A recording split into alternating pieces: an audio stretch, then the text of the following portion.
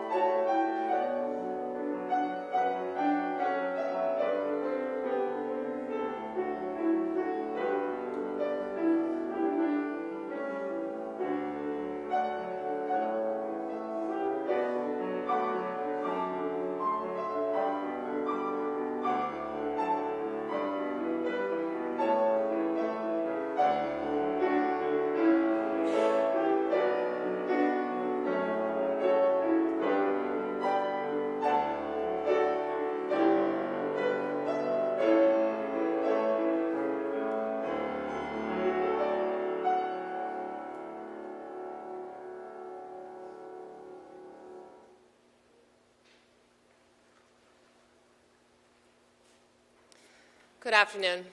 My name is Reverend Kelly Huff-Rogers, and on behalf of my colleague, Reverend Joya Colombe-Berzin, and myself, and the entire Scarsdale Congregational Church family and community, we'd like to welcome you here to celebrate a true giant of a man, our beloved Raymond Matthew Gannon, Jr. You know, when I was in college, I learned a little trick when I'd had enough to leave a party a little early before maybe I'd had too much to drink or it was getting a little late and I had to study, and it was called the Irish goodbye.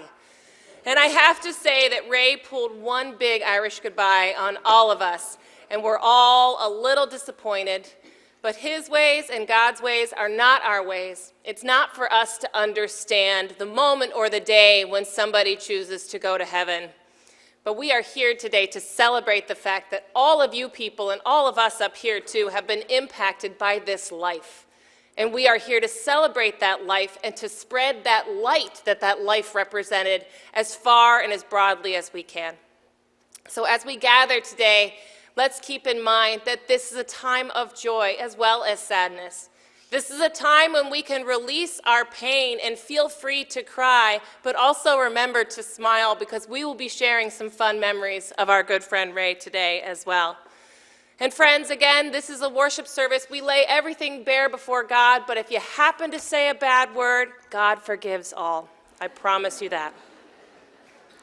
I'd like to invite my colleague, Reverend Joya, to open us in our call to worship. Beloved people of God, I invite you to join me in our call to worship. You can find it in your bulletin.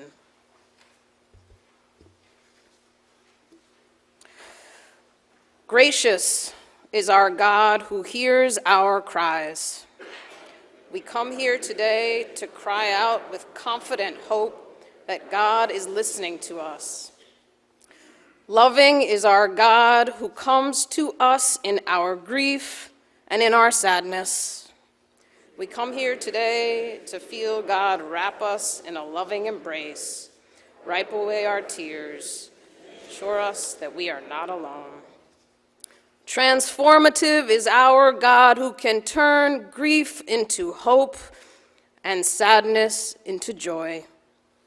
We come here today to acknowledge our sorrow and to begin to find joy in the midst of heartache. I invite you to join me as we come before God in prayer. Let us pray.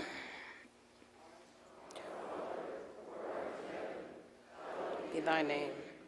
Thy kingdom come, thy will be done on earth as it is in heaven.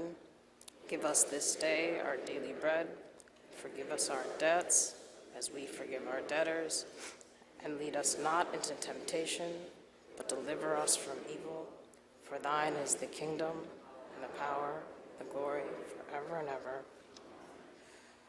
Holy God, whose ways are not our ways, and whose thoughts are not our thoughts.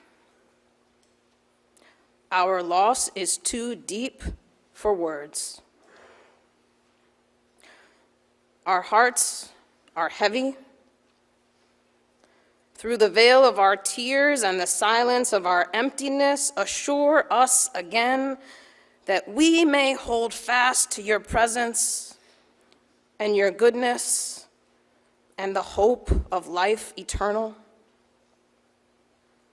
God, even as our grief is vast, so also is our gratitude for the gift of your beloved child, Raymond Matthew Gannon, Jr.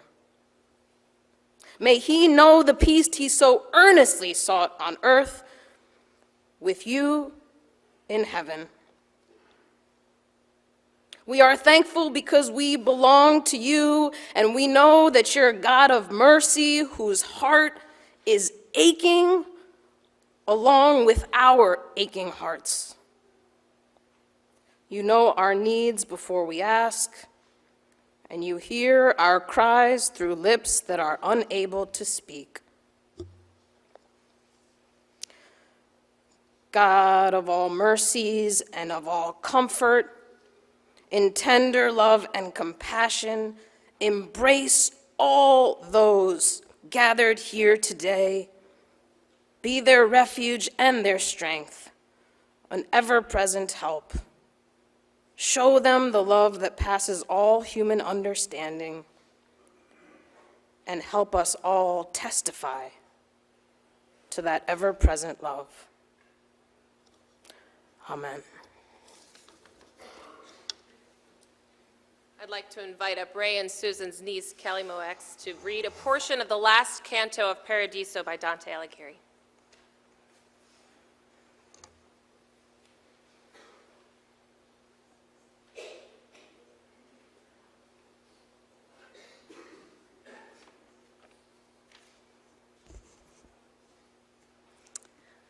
The last canto of Paradiso from the Divine Comedy by Dante Alighieri. As I drew nearer to the end of all desire, I brought my longing's ardor to a final height, just as I ought. My vision, becoming pure, entered more and more the beam of that high light that shines on its own truth. From then, my seeing became too large for speech. from what fails at a sight, beyond all boundaries, at memory's undoing.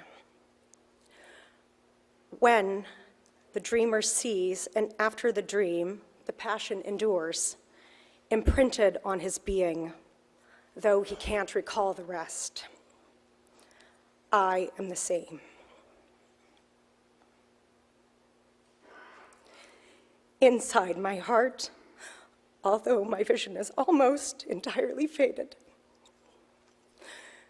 droplets of its sweetness come, the way the sun dissolves the snow's crust, the way in the wind that stirred the light leaves, the oracle that the Sibyl wrote was lost.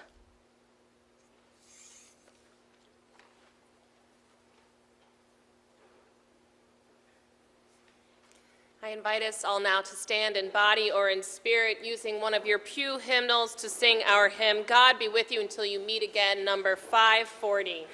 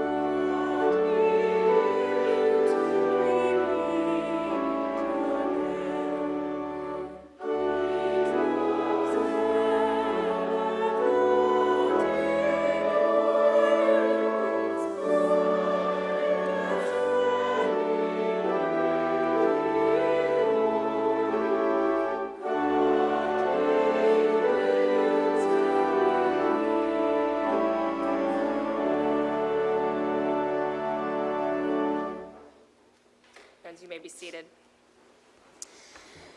Friends, for those of us that do not have a seat, we do have 40 seats up here in the choir loft. Don't be embarrassed. I invite you to come forward to see the backs of everyone else's heads and to smile at the fronts of everyone else. Please feel free to come up here and sit. We want people to be comfortable during this service, so please, there are 40 seats up here in the choir loft. Join us. Don't be shy.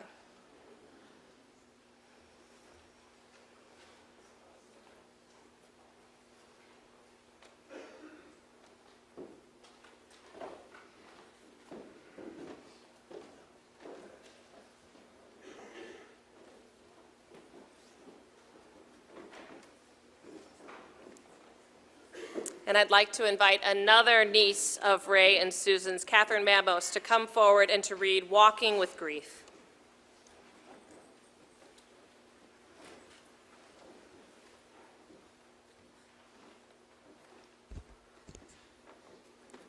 While Walking with Grief is a Celtic prayer, it speaks to the community of grieving people, reminding them that grief isn't something that should be rushed through or pushed aside.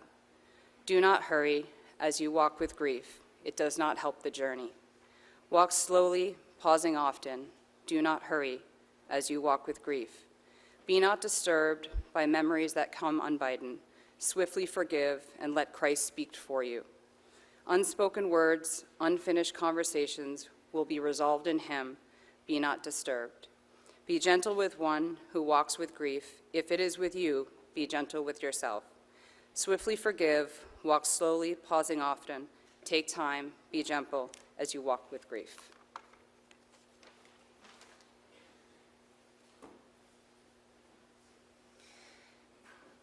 I'd like to call forward Meryl Gannon, Ray and Susan's beloved daughter, James Humphrey, a beloved colleague and friend, and Mark Werner, a colleague and friend. There are seats. Meryl, you will speak first, but why don't you all come up now together? Meryl, speak from this side. Yeah. Hello, everyone, and thank you for coming.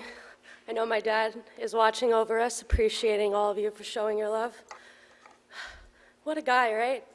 I have any bad things to say about him? I don't think so. Maybe the Red Sox thing, but we won't touch on that. The earliest memories I have aren't necessarily memories of my father, but just the feeling that I got when he'd come home from those work trips after being gone so long, and the pain that I felt with him being gone. And he came back, and it was like an uplifting, wonderful joy that I have not felt than anybody else but my parents, both my mother and my father. Sorry. He raised me to be a beautiful, caring, and kind woman, and I'm so thankful for him in just teaching me how to be wonderful, just the way he was, without even trying. That's just the way he was. He could show you how to be kind and caring without even trying.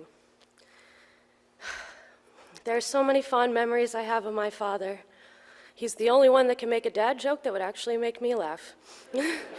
He had that gift. He taught me to love Lord of the Rings, Star Wars. I am the world's biggest nerd thanks to him. And I will cherish those memories to spend time with him, watching every new Star Wars, never watching it without him. And I will watch them with him by my side as they still come out. Growing up with my parents was a beautiful thing. The love that they shared just radiated out. We knew they were soulmates. And I never heard them fight the way that people tend to do when they're married for so long. They had their little arguments, and my dad kind of made his little jokes to lighten the tension, which always helped. But it was just a great place to grow up. The love between them was unique and beautiful. I know my mom is not going to speak today. I just needed to say that for her. So it's very hard for me. I had such a close relationship with my father. You could not be far from him and not want to be around him. I was lucky enough to live down the street from them, so I can visit them as much as I wanted, which was a lot. My dad always had a nice glass of wine sitting on the table, and my mom always had that look on her face like, maybe not. But it's so wonderful to see, the reality of how many people he touched, because we all know what a great guy he was. Just being around him made everyone smile and everyone happy. But having everyone here, it's a real light. And, I was thinking the other day, when you first meet Ray, a part of that light, he passes to you. And now all of us here have that light within us. Ray is always with us. You can't get rid of him that easily, so don't try. It was really great. I was thinking the other day, I have a lot of issues with anxiety, and my nights can be kind of hard. And I was very nervous after all of this to, sleep and have, nightmares and all this crazy stuff. And the first night, I was up very late, and I asked him, I said, Dad, come say goodbye. And that night, before I woke up, I saw my father's face as clear as day, And he said, I love you. And I haven't had a nightmare since. And that was him touching me and bringing me peace, because that was him. He brought us all peace and love. I wrote a poem for him I'd like to read for you guys. Peace you spread on wings of love. You've touched us all, you caring dove. In our hearts you shall nest. Encourage us to be our best. We carry you forevermore, a part of us we can't ignore. You bury deep your love took hold, a genuine man, so true and bold. Forgotten you will never be, you'll always be a part of me. We'll keep you close and hold you near, your true nature we will endear. We may still cry and be upset, but you're a soul none could forget. I love you with all my heart, and although we may be apart, we all hold part of you so close, and each day that part grows. We live our lives to emulate that which made you so great. Kind and gentle-hearted soul, you made us all feel whole. We wish you love on heaven high, although so hard to say goodbye. We know you loved us all so much, and that, Dad, is enough. I'm going to make one last quote. As Gandalf liked to say, all we have to do is to decide what to do with the time that is given to us. And the time with my father, we will never forget. The love, the kindness, the beauty that he spread will be a part of us forever. Thank you.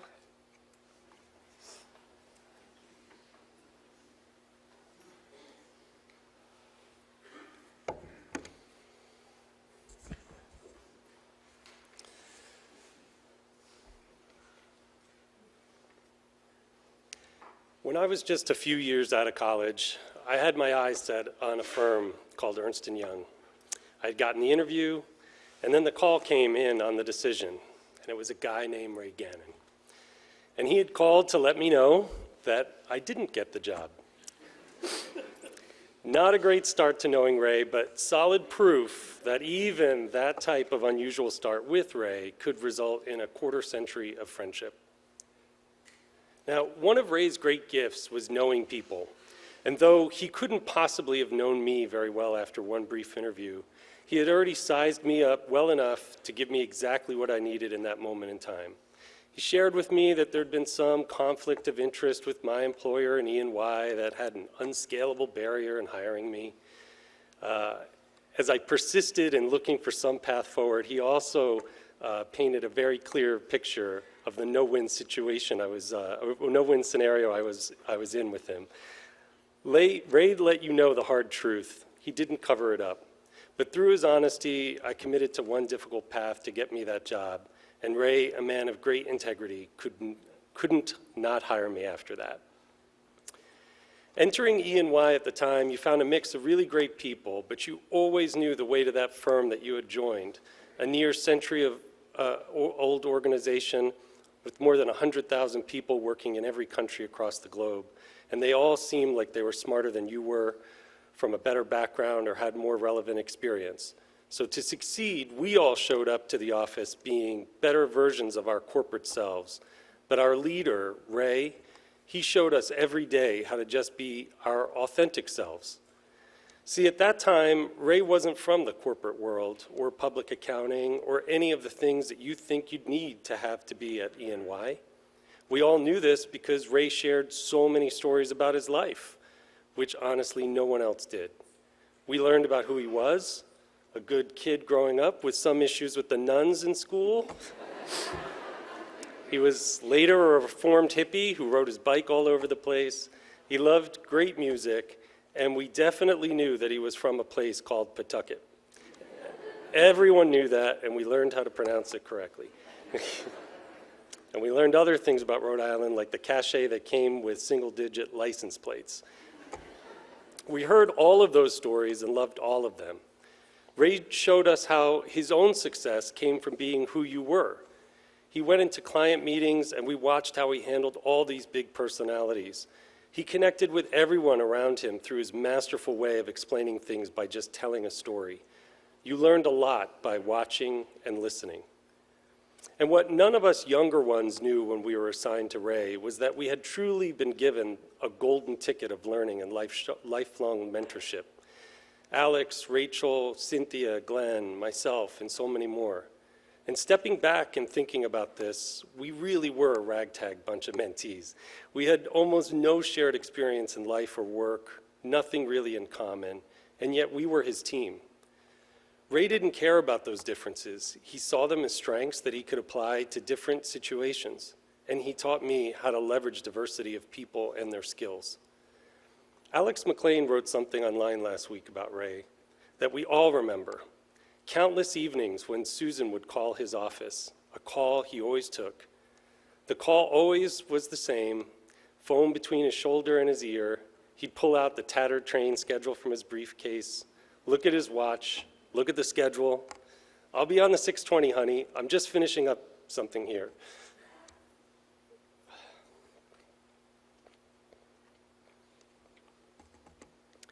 That something was teaching Alex and Rachel and me something he didn't need to do. In my own career post-E&Y, I've been able to apply so much of what Ray taught me. It's not always easy, even though Ray made it look easy. And now I have a lot of people in my own organization, some young ones who are really new to the working world, just like I was. And what brings me great joy is hearing them speak about the culture of mentorship that they're getting from their own managers, and managers who frequently tell them that it stems from me. But the lineage that all these folks are benefiting from traces itself back to one Ray Gannon. And though they don't know it, and he may not have known it, many, many people out there today are the great beneficiaries of Ray's wisdom, guidance, empathy, and caring. I'm grateful for having met Ray that day and for the lifetime of wisdom and friendship he shared with me.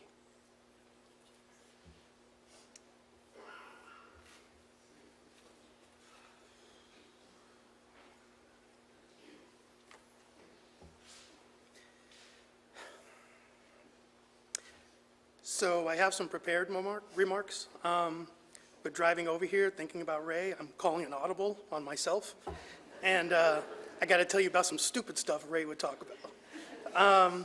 Well, that we would talk about, because Ray and I would speak in pop culture references, but not modern ones, like from the 70s, 80s, and 90s, to just the astonishment of people around us, or befuddlement. They would no idea what we were talking about, but one of our favorites was NYPD Blue, if you guys remember that show. And, you know, if you don't remember, Dennis Franz was Andy Sipowicz, wore short sleeve shirts all the time, nasty mustache, beat up a skull anytime he got a chance, but a heart of gold. And then Jimmy Smits was the well put together in this, you know, the suit, very eloquent. He was, you know, the cop with the brain and everything. And Ray and I said, we should be those guys. We're those cops. And I thought I should be Dennis Franz. I want to hit somebody. And Ray said, nah, I'm Sipowicz, you're Bobby. I'm Bobby Simone. And so Ray usually never called me Mark, he called me Bobby all the time. So this is for you, Sip. I met Ray about 15 years ago when our companies merged. He was from HIP, I was from GHI. And kind of like Casablanca, Rick and Louie, it was the beginning of a beautiful friendship. And like so many others, Ray took me under his wing and helped me grow and thrive. And he as a manager and a marketer and all that bull crap, but really as a person. That's how he took me under his wing. And Ray was about getting the job done, don't make any mistake about that, but he was also about taking care of the people that were doing the job. And practically it makes sense. If you treat people right, they do a better job, but for Ray, it was the moral thing to do. I left Emblem and I left Ray to head up marketing at a university, and after about a year, I found that it just wasn't working out, and Ray was instrumental in bringing me back to Emblem. He was fond of calling my time away my unauthorized sabbatical. Years later, I was fortunate enough to be working with Ray again at Caden, the company that I'm at now. And it's been for the last 9 months, and every day working with my friend and mentor again was a pleasure. And part of me wishes that that last conversation that we had at work that day was something profound or deep or groundbreaking, but it was not. It was us at my desk working on a marketing plan. It was nothing earth-shattering. It was nothing groundbreaking. But you know what it was? It was easy. It was natural. It was comfortable because it was Ray. And of all the memories and moments that I had with Ray, one really stands out that I wanted to share with you guys today. It was one of those last days of fall, and it was, this last fall we just had. And it started getting chilly pretty regularly, and then there was this one day where it was just warm enough. Like there was still a chill, but it was just warm enough. And I went out to go get lunch, and I get out on the street, and there's Ray, just standing on the street. And there's like this valley, like on 42nd Street where our offices are, there's this valley between the Westin Hotel and the building that they use for the Daily Planet in every Superman movie they've ever done. So a little bit of space in between. And that's where the sun was coming through. And there was Ray just standing in that sunlight coming through that gap. And Ray said, like, this is the last perfect day. You got to enjoy this. It's the last perfect day. And he's right. You do have to enjoy it. And I'd like to think that we're here now, and we've all been fortunate enough to have been in that little sliver of light that was Ray. And I wish that being in that warmth, it could have lasted a little longer, but I'm incredibly grateful to have had that brief time in that warmth that was Ray. I miss you, Sipowicz.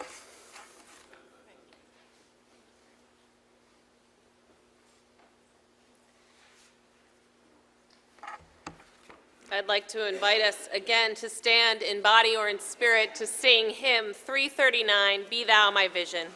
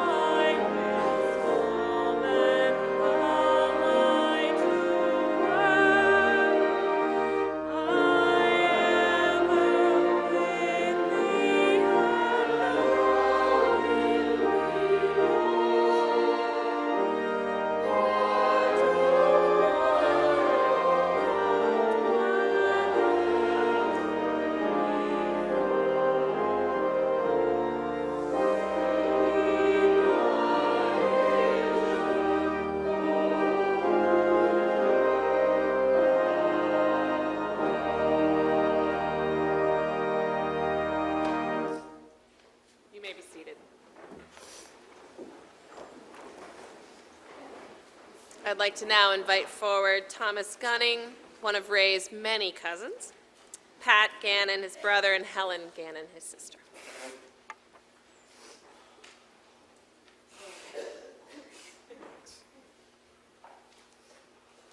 Ooh. So Susan asked me to keep this light, and as difficult as that is for me to do, I'll do my best at this. I feel qualified to talk about Ray because I've known Ray as long as anybody here. We're both 68 years old. I did a little recon for Ray. I was born a few months ahead, and just to set the scene for him a little bit. But I feel qualified. And so that's 68 years of living. I'm not going to go year by year here because, we only have so much time. But I'm going to break this into categories. Make believe you're back in Catholic school and the nuns have you doing the outline. Number one, I want to describe childhood Ray, category 1. Category 2, teenage Ray, which has a lot of subcategories. There was cool Ray, hoodlum Ray, cigarette Ray. Then we had newspaper boy Ray and late adolescent Ray. Then I went to college with Ray, and then we have kegger Ray transforming into transcendental Ray. Then there's New York City adult Ray, which we've heard a lot about here today. We'll start with young Ray. We were born in 1951, so our childhood is in the 50s. So we had, as the last speaker said, frames of reference that we both knew. We watched the same television shows, we listened to the same music. The TV shows of the day were Mickey Mouse Club, Captain Kangaroo, Lone Ranger, Popeye, Three Stooges, Leave It to Beaver, Superman, all the big shows, the good shows. The soundtrack of our life in that decade was done by teenagers in our neighborhood. We lived in very busy baby boom neighborhoods with thousands of kids. And the soundtrack of our lives were the teenagers with transistor radios, and we were listening to Elvis, Buddy Holly, Little Richard, Chuck Berry, Bo Diddley. We were there for the beginning of rock and roll. There were others like Pat Boone, Johnny Mathis, but that's Helen Ann music, so we didn't listen to that. We lived in a neighborhood that doesn't really exist anymore, I don't think. But in those days, you could just walk outside and I can get a baseball game going in about 5 minutes and have at least 17 players. There's just kids everywhere. Ray's neighborhood was like my neighborhood. We went to each other's houses. My friends were his friends, and we just adopted each other. We were very close families, and we just visited each other all the time, and it was just awesome. We went on vacations together to Hampton Beach. We went to family parties and gatherings. When you're young, your parents sign you up for stuff you don't know is really lame, but his parents signed him up for dance lessons. So we go to Ray's tap dancing recitals. We mercilessly busted his chops there. Well, we played football, baseball, we went ice skating. It was just a idyllic childhood. So then we go into adolescent Ray with the many subcategories. It's the 1960s now, so we're going into our coming of age in the 60s. So as you know, the 60s was just everything. We had Kennedy assassination, women's movement, civil rights movement, anti-war movement. We had Vietnam. We had the space race. I saw the moon landing at Ray's house with you guys. So that's the backdrop. And the music changed from to the British invasion, which Ray was an expert at. We had the Beatles, the Who, the Kinks, and particularly the Rolling Stones. Ray was a major fan of Charlie Watts. I think he kind of thought he was Charlie Watts for a while. So in adolescent Ray, the first one I'm going to do is cool Ray. Ray spent a lot of time trying to be cool. He worked at it. I unfortunately had to move, at age 12, I had to move out of Pawtucket. And I moved to the sticks. And so I didn't get a chance to be cool because everyone was wearing bib overalls where I moved. But Ray, we stayed in touch so much. We visited each other's houses. But when I go to Ray's house, he'd go, "You can't go out with me dressed like that. What the heck are you wearing?" So he would actually, we're the same size, so he would dress me. He would just say, "You got to wear it." So the look of that early adolescent days, and then Mr. Gorman over there knows this look, you had to wear the white jeans, the cranberry socks, the little loafers, the pinstripe shirt, untucked, button-down collar, and our hair had to go right over our eyebrows, and if it wasn't straight, you made it straight, and you go right over your eyebrows like that. And that was the cool Ray. That was the way to look. And Ray tried to help me be cool. He took me under his wing to do that. Speaking of hair, he tried to peroxide my hair. He said, "You need to look more like the Beach Boys." I know my hair's sort of white now, but it used to be blonde, and he would want to make it blonder because that would make me look even cooler. And Ray, Ray was he was like a ladies' man. All the girls liked him for some reason.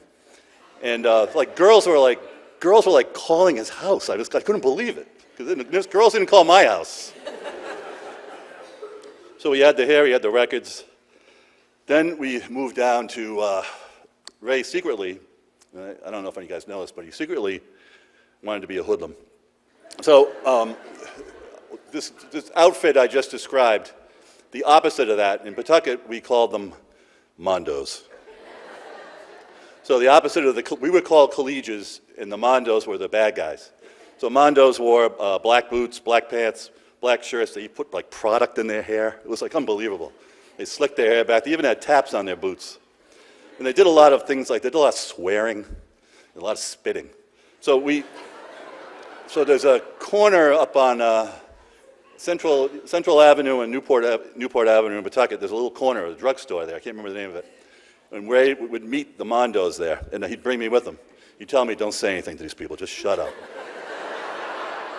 So I would.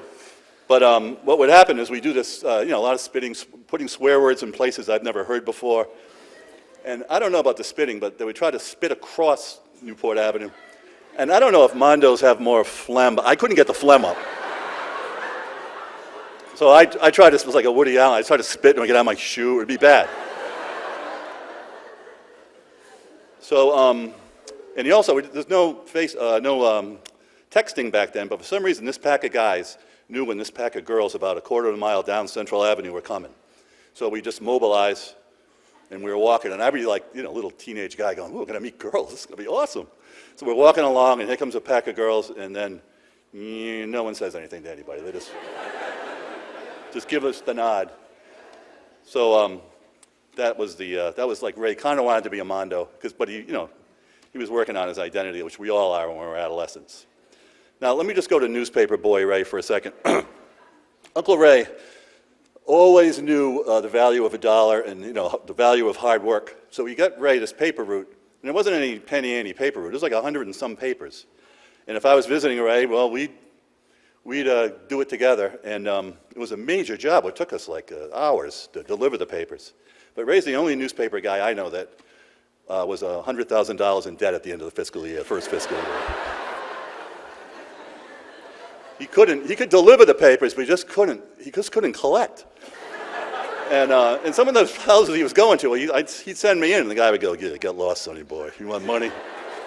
Okay. I'm just his cousin. It's okay. Don't hurt me. And any money that Ray did get, he'd spend it. I don't know where this was. Pat probably could help me. It was like a pool hall pinball place. And he'd take all his money. What's that? Slapsy Maxie's. Oh, man. So he spent all his money on the pinball machine, and we have to come home and face this guy. Uncle Ray was a force, and he had the ledger book. He's a salesman. Ledger book, Raymond, where we seem to be, it was brutal. I'd feel. So I got to talk about cigarettes for a second. Cigarette Ray, just one more second. Ray's the first peer I had that ever smoked. It was like a peer that smoked. None of my friends smoked. And Ray, I must have started smoking at 6 because he had the moves down. When I go to visit him, he had I can't even explain it. It was like smoking to him was like a sensual experience. He had the pack, he'd shake the pack, pull I must have seen Casablanca 25 times. I don't know where this came from. He'd pull that cigarette out, he could light it in like a one swipe. And he could blow smoke rings like in a hurricane. He was like, whoa, he could blow smoke out. He was an unbelievable smoker. He just made it it's like making love to the cigarette. It's an art form. I've never seen anything like it. But I just had to say that. Okay. So as Ray got older teenager, as we're getting, now we're driving cars. He said, well, I got away from the Mondos. He's still smoking. And he has these great friends. Ray Gorman, who's here today, John Fitzgerald, who's here, Ray Lavoie, who's here. These guys he had these great friends. And they would always adopt me. And I remember one time, again, I wasn't Mr. Ladies' Man. I go there, and there was a dance at St. Rayfield's, and he goes, he actually got me a date. He got me a date. He didn't call an escort service or anything. He just, he knew girls. But that's how nice he was to me. He'd help me out. Okay, then we move into, I'm going to keep going here, college Ray. When Ray joined us in college, I think in his junior year, I was well on my way to I was a serious party animal, and I had my own entourage at that point. So Ray tried to join in for a little bit, and he saw that he wasn't in any kind of shape to do that. He saw where that was going, so he decided to go another way. So he ended up in this living with Timmy and Eileen, who are here today, Joe Healy, who's here today, Pete Conopask. And he's living on this farm in Matunic, in this country area off campus. I went over to get Ray like I normally did, and I knock on the door, and Pete Conopask, who lived there, says to me, oh, Ray will be available in 20 minutes. And I go, well, where the hell is he? And he goes, he's meditating. I go, what? What? Meditating? The hell is that? So Ray worked his way from he went from the grain to the herb, I guess. He went into he went into his hippie stage. Ray and I always lived parallel lives. He went to St. Leo's, I went to St. Teresa's. In college, he hitchhiked across Europe, I hitchhiked across the country, and we always came back and loved to compare our stories. It was awesome. So we lived different lives, but sort of the same lives as we went along. Ray, even though Ray did go mellow, I was going to throw this out, he did go mellow and went to the farm. He never missed the end of the semester party called Club Bimbo, which was one of Ray's favorite parties. He always had a table, and he always took a seat as Charlie Watts during our tribute to the Rolling Stones party. Okay, so where are we here? New York City Ray.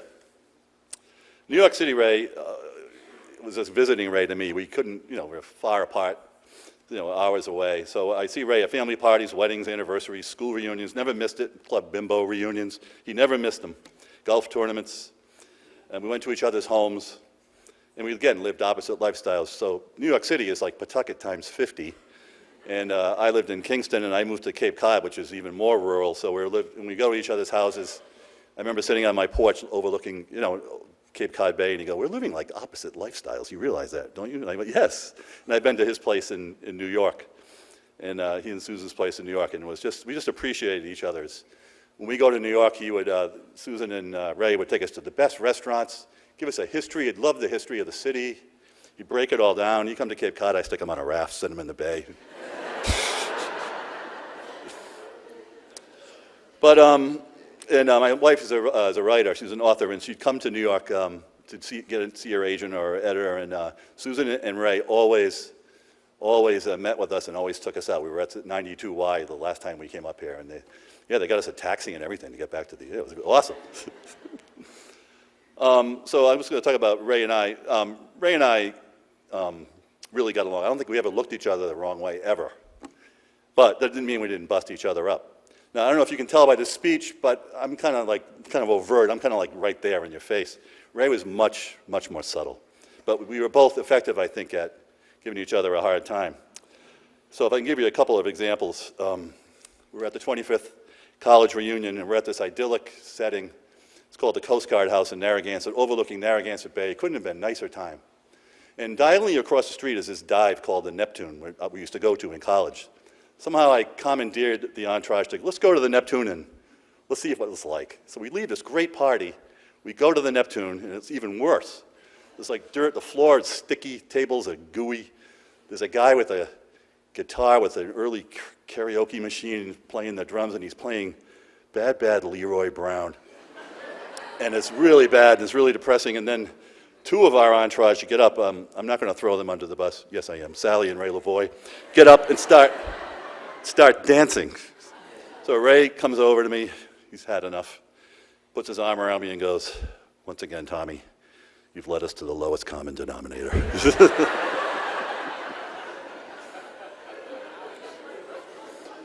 Then we're all related. So my niece Erin's wedding, another example. Somebody, I don't know who did this, well, this is what he said. The seating plan was myself, Ray, and my brother Paul. Now, if you know my brother Paul, it's like me on steroids. You don't want to be sitting next to him. So Ray's looking around, the wives are across. So while Ray's talking to me, my brother's putting the decorative farm animals in compromising positions in his mashed potatoes. And Ray goes, I don't know who did the seating plan, but I've had my gunning fixed for 8 months. I don't want to see any of you. And my last correspondence with Ray was by cell phone. Ray's a college basketball junkie, loves the Big East, he loves his Friars. I'm a University of Rhode Island basketball fan, and we always tease each other when they play each other. And so my brother Paul got me great seats for the last game. The Rams beat the Friars. Sally films the end of the game. The players are celebrating, the band's playing, cheerleaders are jumping up and down, and then she pans to me, and I obnoxiously look into the camera and say, we had this all the way. So then I send it to Ray. And then Ray writes back, this is my last correspondence with Ray, and this is so Ray. Gracious as always, Tom, in victory.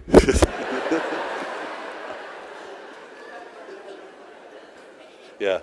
Well, I already miss Ray. If Ray was here right now, he'd say to me, what's with the Jerry Garcia tie? And don't be afraid to get a suit tailored, that's been tailored in this century.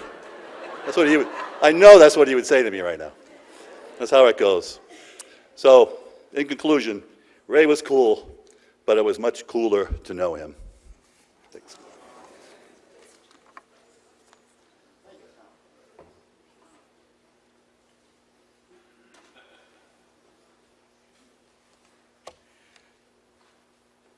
So I grew up with this. I've known Tom literally my whole life. This is going to the Gunning's house, and Paul and Tom and everybody was a riot. It was great. Thank you, Tom. So what do you think, Susan? We talk some more about Ray? Good. Oh, there we go. That might help. So good afternoon. For some of you who may not know me, I'm Ray's brother. And I'm here today to bring to mind something about my brother that I believe we've all experienced and can remember. And they're not stories about Ray's life, but more about how Ray interacted with all of us. But, before I get started, Kelly, I want to thank you, thank the community. I think you've done a lot for Merrill and Susan and my family. It's very special, and we appreciate it, so thank you. So let's see if we can pull this off. So I was looking for a way to talk about Ray that we could all relate to. And Ray seemingly kept in touch with everybody he met. Very different groups of people that I just met for the first time this weekend. But the funny thing is, I feel like I already know many of you because Ray would talk about you. That was one of his things. He connected all the parts of his world by telling stories about everyone to everyone. He wanted us to know each other so that when we met each other, we were already friends. It was delightful, and you'd be happy to know he spoke well of all of you. That's important, right? You are part of who he became. So here's the thread I'd like to relate if I can. Ray had an infinite appetite for detail. He loved research and reading. He was interested in deep, dense subjects. Health insurance, that was already deep enough for Ray. He could really digest that. But then there was the other important subjects. For example, the problem with the Red Sox pitching rotation. Why moving the PC point guard to the 2 position would open up more offense. He loved the banter and he loved the conversations. And those were all equally important subjects to Ray. The thing about Ray, he was a great listener, analyzer, and synthesizer, but most of all, he was an explainer. He just simply loved engaging in conversation, and I think you can all remember a time when Ray would be listening to what you're saying and then begin to explain what he had been thinking. He was always ready, as though he had prepared for this exact conversation. And he had. That was him. This could be a serious conversation with coworkers, or it could be lighthearted banter. Ray was always ready. A version of this lighthearted banter would take place at our holiday parties. Ray and Susan always brought the appetizers, but it was Ray's show. The chatter would begin days before with my children. Would Uncle Ray up his game this year? What was he going to bring? And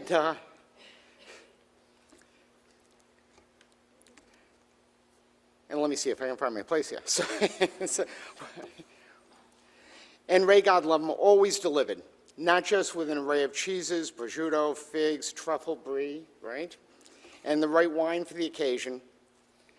Ray also explained all this in glorious detail to us. The joy was in the delivery, right? And it was Ray holding court, and Merrill, Fred, Chris, Jackie, and Shoyne Sean, were rolling their eyes and hanging on every word. Ray, the analyzer, synthesizer, explainer at the top of his game, enjoying all the back and forth. It was quintessential Ray. So where do we go from here? As you're thinking about Ray, keep in mind a memory of a time when Ray's sitting there, one leg lazily crossed over the other, listening and discussing the topic of the day. Thank you.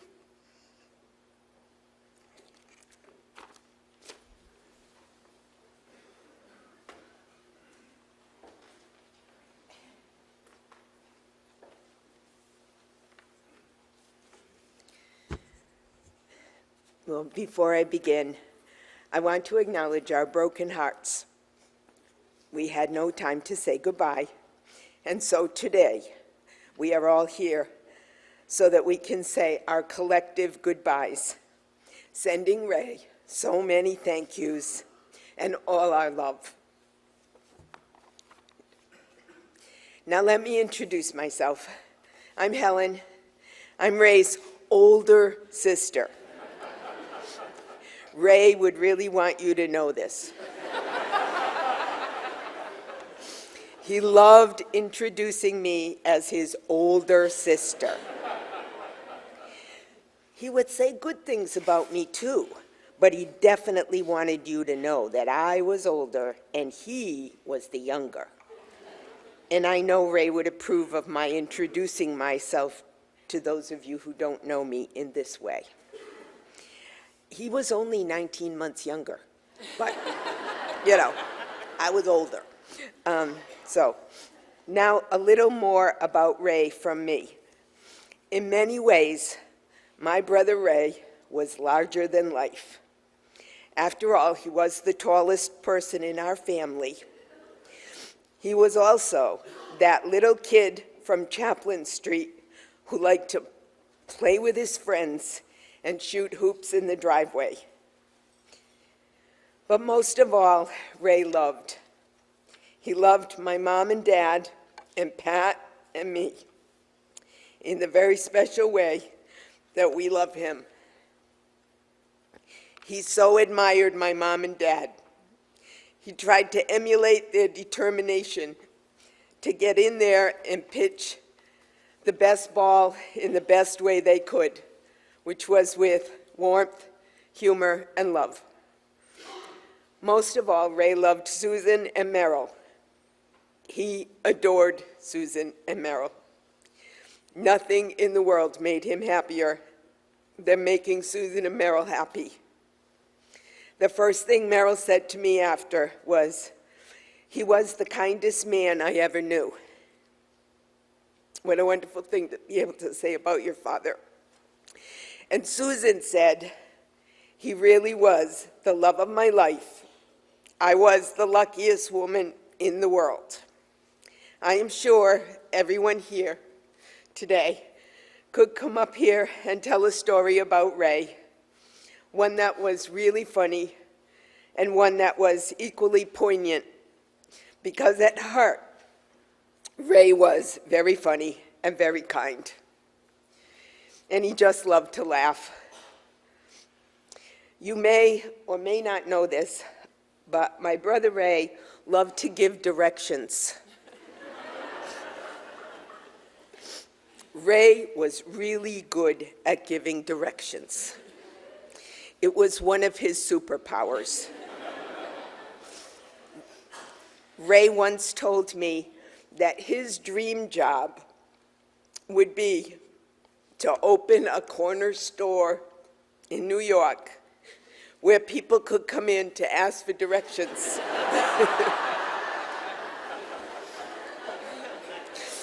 And they were also going to be able to buy newspapers and drink tea. And you know that if they were going to drink tea, Ray was going to be talking to them. And I can only imagine the stories he would have brought home to Susan and to the rest of us if he had ever gotten his dream job. Ray loved people and making connections with each of us here. It seemed to me that Ray knew everybody, and wherever he went, he made a connection. He really wanted to talk with you, to get to know you. And as Pat said, we know Ray could talk and how much he loved to explain things in detail. Ray seemed to know something about almost everything. He was a reader. He read and read and read some more. He wanted to learn everything that interested you, because sharing with you was what life was all about for Ray. We see today how many special connections he made. All I know for sure is that talking with you brought great delight to his eyes, and you became a giver of life to him, and he so appreciated your gift of yourself to him.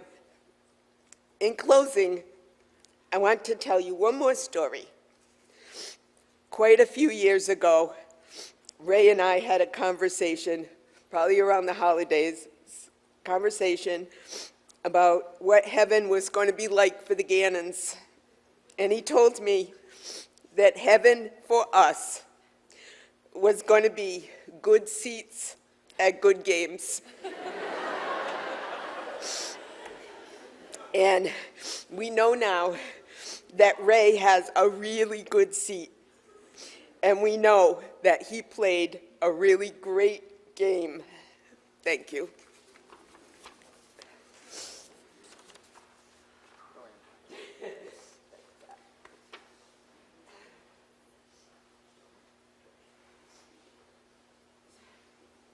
I'd like to invite up another niece of Susan and Ray's, Christine Gannon, to read Psalm 23.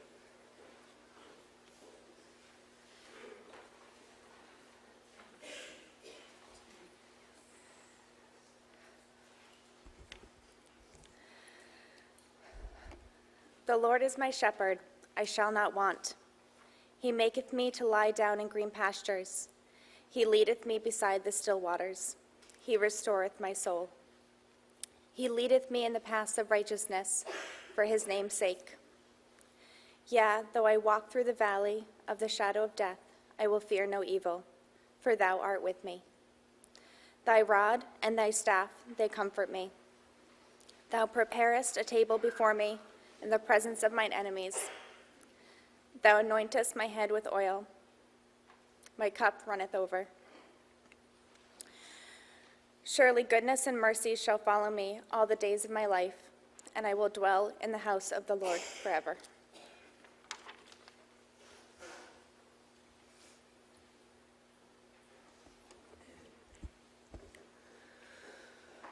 No matter where my journey takes me in life, Psalm 23 has been a constant companion. It was the first piece of scripture that I memorized, and it's the only piece of scripture that I have memorized. Psalm 23 brings me comfort in my greatest times of need, and it reminds me importantly of the care and the protection of God, our Good Shepherd. Apparently, Ray's heritage also contained folks who were shepherds, and I love thinking of Ray as we reflect on this psalm. Because let's face it, sheep are stupid.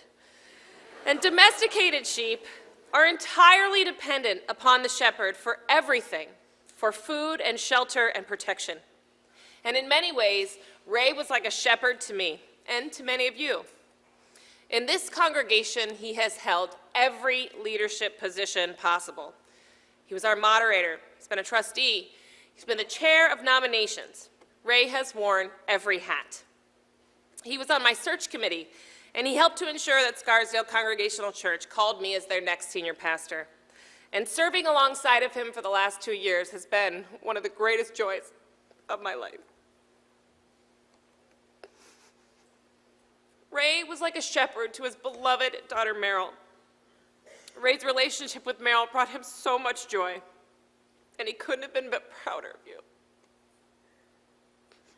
Couldn't have been prouder of how she graciously and gracefully overcame adversity in her life. to become the strong and beautiful and capable and wonderful woman that she is today. If you haven't taken a moment to notice, Meryl painted this picture for Ray on the back. She painted this for him because he loved to sail. And now we look at this picture as it's Ray himself sailing off to heaven, to the great beyond, to this place where we will all one day join him laughing and dancing and maybe being a little irreverent. And Ray and Helen and Pat are so lucky to have their dad, Ray Gannon Sr., still here, acting as a shepherd for them. 99 years young and still a wonder. Ray Jr.'s deep love for family is so evident in the life that he lived. And apparently, there's a lot of love to share in the Gannon clan with 32 first cousins, and so many extended family members, and those of us who get to be counted amongst his chosen family. We even have a niece here from France. Ray had so very, very many friends, too many to count. Michaela is here who introduced them, and so many others are here today. And it's good that we're all here. But I have to be honest with you that although this is not my first funeral rodeo, it's in moments like these that I have to be honest and tell you that I have no answers, no explanations, or understanding for myself, for me, or for you. And I will not pretend to have any today, because I don't. It's moments like this that I face the fact that death is an everyday reality. And I know that in my head, but I have a hard time facing that in my life and in the lives of those that I dearly, dearly love. And I don't want to accept that reality, and neither do you. No one wants to. However, today we will not be able to escape that reality, because today we walk through that valley of the shadow of death, as Christine just read in Psalm 23. Today, the familiarity, the poetry, and the beauty of the 23rd Psalm have a slightly different tone for us all. Because the shadow is dark and the valley, it feels so long and so deep. So I'm not going to mislead you by denying reality or giving you platitudes and sentimentalities that will echo off that valley's deep walls. That doesn't help anyone. The valley is real and the shadow is here. But that does not mean that you and I are, however, without hope. Let me be clear about this. This does not mean that we are without hope. Because yes, the shadow of death is our reality today, but there is another greater reality. For what is the one thing that is necessary for a shadow to exist? It's light. There can be no shadow without light. And the darker the shadow, the brighter the light. And even when we don't see it, that light accompanies us all the way through the valley. It is already a present reality. It was there the day that Ray was born. It grew brighter by the time that Ray died, and it is here today. And the shadow is not the ultimate reality. It is, rather, the proof that the light is also here. And that light does not undo what has happened or magically make everything better. And please don't hear what I have just said as an answer or an explanation, because it's not. It's, one moment. It's not an explanation. It's a way forward. It's our hope.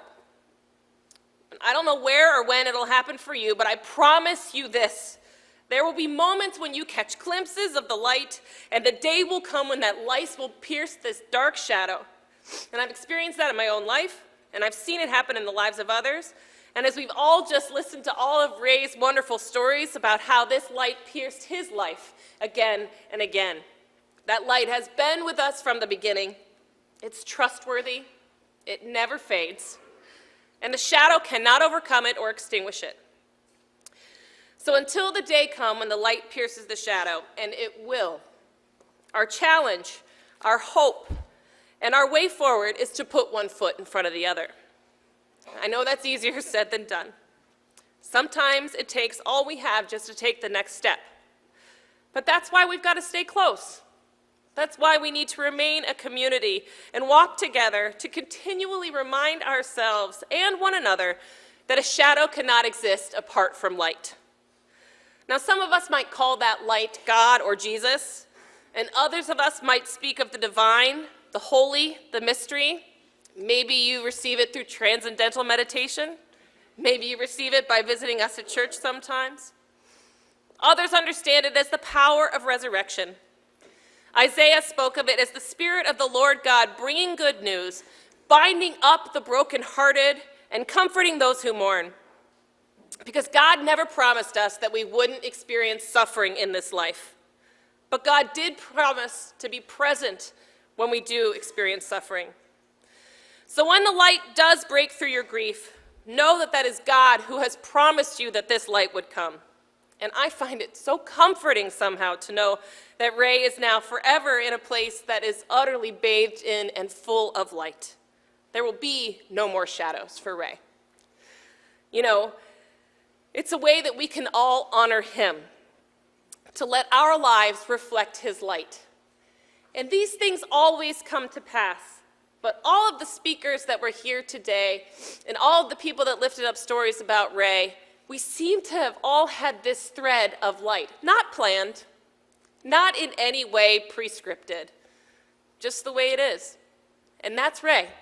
That's Ray showing his way through. I mean, his name is Ray, Ray of Light. Come on.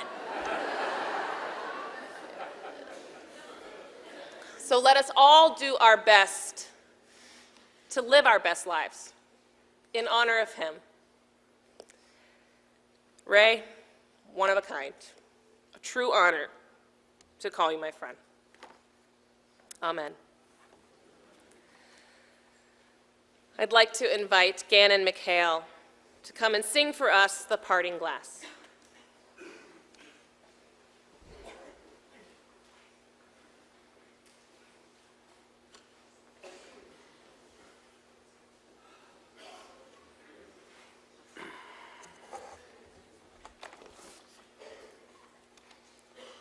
Good afternoon. I'd like to begin by thanking Reverend Dr. Rogers, Reverend Cologne Berezan, and especially Marilyn Susan for allowing me this privilege. In Celtic culture, there is a song for the moment when a guest leaves a gathering. Now, this tune was being sung all over Scotland at the beginning of the 18th century, long before Robert Burns wrote Auld Lang Syne. And it's based on an old Saxon tradition. When a guest would depart a gathering, he would intone this request for a parting glass.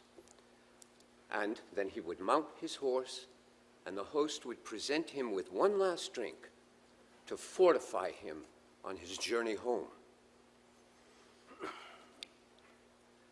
The Clancy brothers made this tune popular in this country in the late 1950s and early 1960s. We all had this record album called The Clancy Brothers and Tommy Makem at Carnegie Hall. That's the first time I heard it. Okay? And it's been recorded many, many times since then, including a very recent version by a very popular young singer-songwriter named Ed Sheeran. And in its modern form, it's been sung everywhere. In concert halls, theaters, bars, and in parlors, usually at the end of the evening. It's the last song of the night.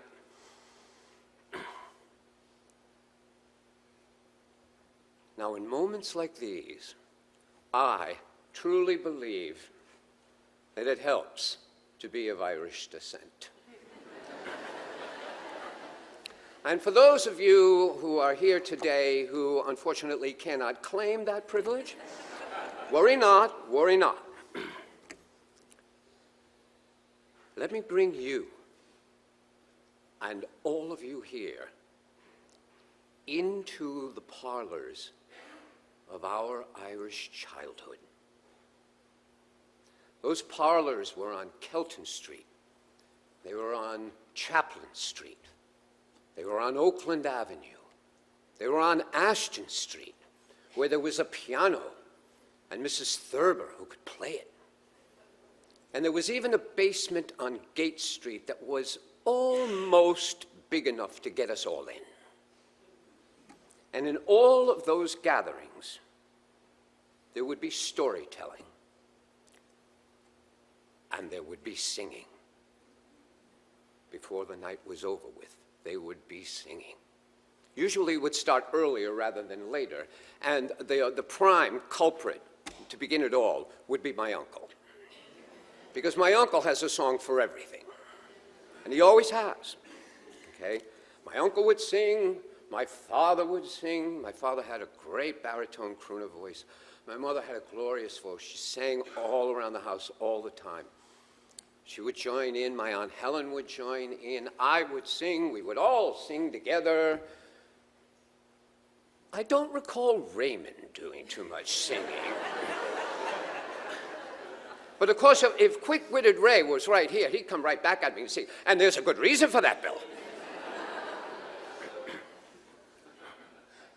The song is called The Parting Glass, and with some minor lyric adjustments, I'll sing it as it was originally intended.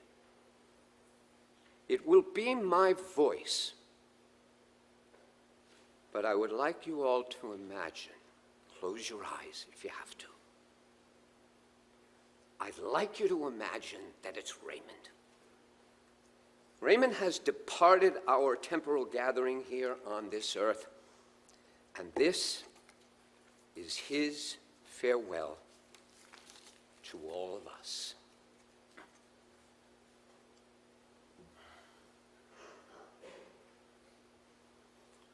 Oh, for all the money that e'er I had, I spent it in good company, and all the harm that e'er I've done, alas, it was to none but me. For all I've done for want of wit, to memory now I can't recall. So fill to me the parting glass, good night and joy be with you all. Oh, for all the comrades that e'er I had, who are sorry for my going away, and for one true sweetheart that e'er I had, who would wish me one more day to stay. But since it falls unto my lot that I should rise and you should not, I'll gently rise and I softly call, good night and joy be with you all. Shlanawalia, Raymond.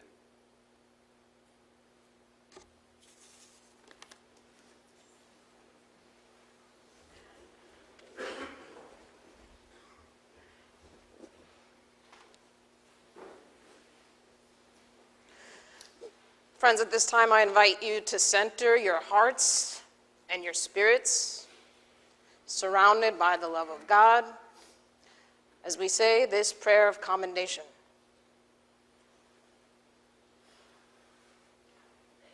Into your loving hands, O God, we now commend your child, Raymond Matthew Gannon, Jr., our ray of light.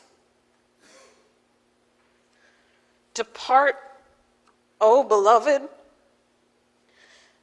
out of this world in the name of the God who created you, in the name of Jesus Christ who sustains you, in the name of the Holy Spirit who strengthens you. Dear God, acknowledge him as one of your own flock, remarkably and wonderfully made. Receive him into the arms of your mercy, into the blessed rest of everlasting peace, and into the company of all the saints of light. Amen. Now may the peace of God equip you with everything that is good through Jesus Christ, and the glory forever and ever. Friends, before we have our closing postlude, I must compel you all to join us at the Larchmont Yacht Club. Ray loved a party, loved a good recommendation for a restaurant, so come and have some nibbles and raise a glass in honor of our beloved Ray. We will gather over there at about 3 p.m. Feel free to hang here too. There's no food. So I really recommend that you make your way over there. It'll be a lot more fun, I promise.